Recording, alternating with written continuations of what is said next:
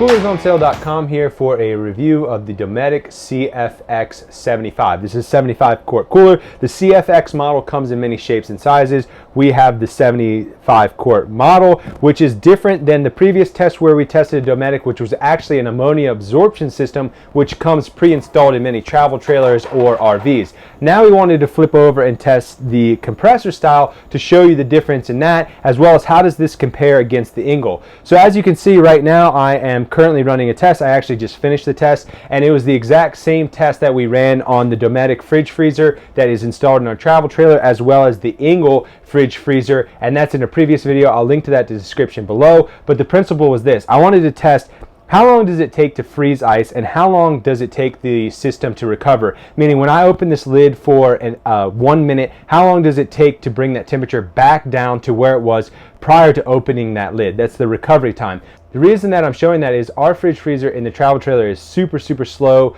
to make ice. So I want to show one of the alternatives, because this is a really popular model for the overlanders, sailors, truckers, anyone that's not going to have access to a refrigerator, the people that are on the road and don't want to use ice because they either can't get it or it's messy and makes their groceries wet, essentially. So right now, as you can see, we are negative 1.3 degrees. That's because we now have ice on the inside. You can see that the timer is still running. It took about 2.5 to 3 hours to go from water to ice on the freezer side, which is a little bit faster than the Engel Fridge Freezer that we previously tested. So speaking of that, I will show you some things up close. The number one question that I get with these thermoelectric, the fridge freezers, 12 volts, all those types of coolers is, how long will it last on a battery? Which is a really loaded question for me to try to answer. And the reason for that is it depends. It depends on what battery you're using, how many amps is the refrigerator that you're considering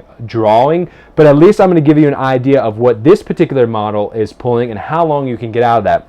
So let's take a look at this. As you can see, I have this plugged into a power bank. This is just a portable power supply. This is a 400 watt hour power supply, and here I have an amp meter. We are reading 0.5 amps right now, so a half of an amp. We have 35% battery left, and I've been running this actually longer than this. It's going on 5 hours right now that I've been running that, and I have 35% of a 400 watt hour portable power bank still available.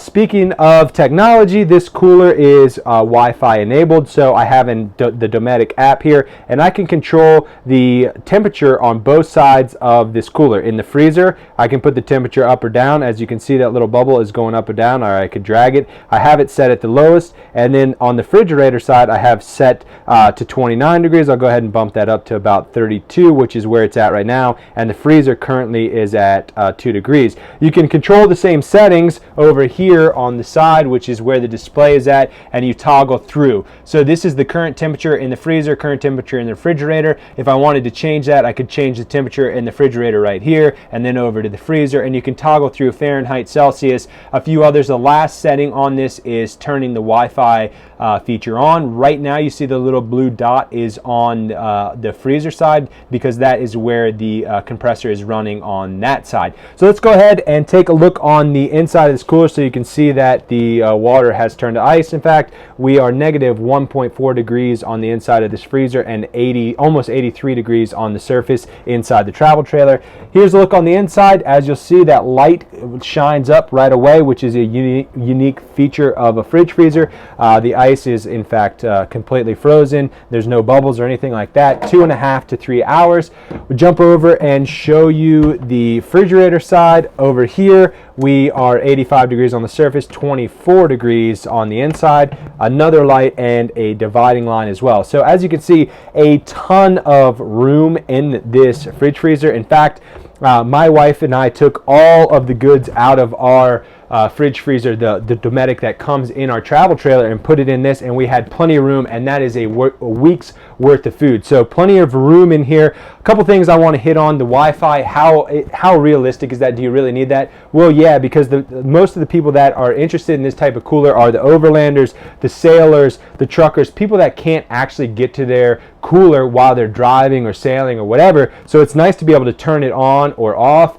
set the temperature. If you just picked up a bunch of goods, you want to know, is it cooling? This particular fridge freezer, the CFX model, will throttle back and forth, trying to be as efficient as possible to save as much power as possible. Right now we are at 5 hours with 35% battery left. This is 400 watt hours, but I want to give you these numbers so that you guys can do the math on your own and figure out, okay, do I need a bigger battery? Am I going to drain the battery in my Jeep or in my sailboat or something like that? So you get an idea of how much these pool compared to other fridge freezers. Like our fridge freezer in the travel trailer, for example, pools, I believe, 1.5 amps to 2 amps. So it's significantly more than this particular model. Last thing I want to mention is these doors are reversible. So if I wanted to have it open this way, I could have them open this way versus that way. That helps with mounting in tight areas if you're on, again, like in a sailboat or an overland vehicle or whatnot.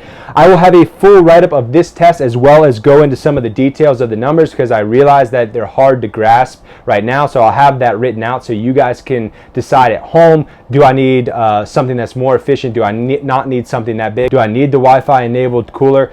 These are things that I'll go over in the description. I just wanted to give you a look, show you the test and what we're doing. Thanks for watching, guys. Subscribe, give us a thumbs up. It's what helps us to keep going, and we'll be back with more videos next time.